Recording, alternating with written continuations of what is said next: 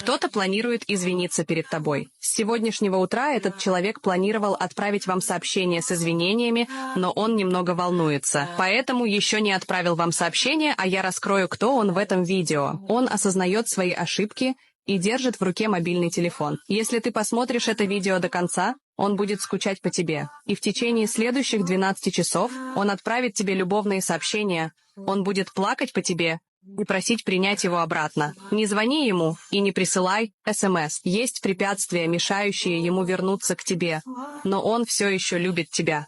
Он хочет преодолеть эти препятствия, чтобы вернуться к тебе. Чтобы убрать эти препятствия, необходимо провести ритуал. Посмотри 3 раза это видео сегодня и завтра. Я хочу напомнить тебе, что карма реальна. Если ты ничего не сделаешь, он может сдаться и перейти к кому-то другому. Хочешь знать, кто он? Нажми кнопку «Поделиться» в WhatsApp. Появится второй контакт. Первая буква его имени совпадает с